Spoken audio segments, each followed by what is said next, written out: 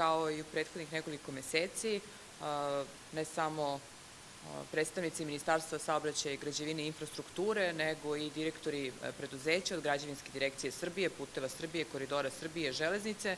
Mi idemo po Srbiji, po Beogradu, po opštinama beogradskim i razgovaramo upravo o onim temama koje su, rekla bih, i najvažnije za građane, a između ostalog nalaze se u resoru koji ja vodim. Ono što je uvek moj utisak da je ovo najbolji način da vidimo prvo šta smo uradili, a onda takođe da još jedan put usaglasimo dinamiku u realizaciji mnogih projekata koje smo dogovorili. Mislim da je veoma važno što smo danas otišli, zajednički pogledali i danas već u javnosti rekli da vezivanje naselja Batajnica na autoput, dakle vezivanje ka iz Beograda, ka iz Novog Sada jeste važno i da će Putevi Srbije naredne nedelje raspisati javni poziv za projektnu tehničku dokumentaciju. Mi smo konačno završili proces eksproprijacije koji nije bio lagan, to su takođe završili Putevi Srbije, a da će kao investitor, dakle 6,5 miliona evra to košta, realizaciju nakon toga preuzeti Koridori Srbije.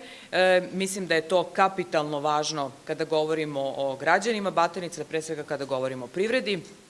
Takođe, razgovarali smo o procesu ozakonjenja. Meni je zaista drago da je, recimo, Zemunska opština u kojoj nije bilo jednostavno sprovoditi proces ozakonjenja, jedna od najboljih u Beogradu.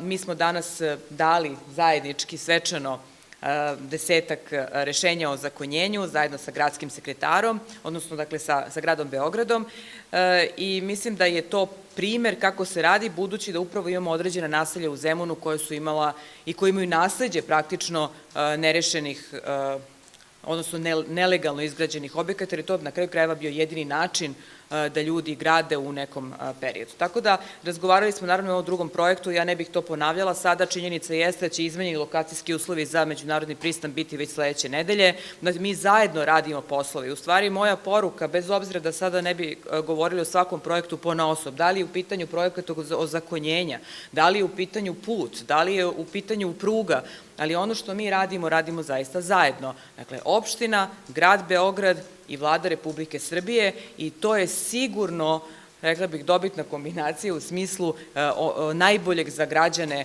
opštine i grada Beograda. Tako da hvala još jedan puta na gostoprimstvu i na odličnoj saradnji sa saradnicima iz Zemuna, zato što mi smo se danas ovde svi videli, ali suštinski ljudi iz Ministarstva grada i opštine rade svaki dan.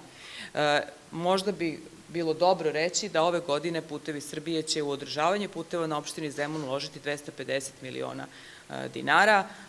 To je 3,5 puta više nego što je uloženo prošle godine.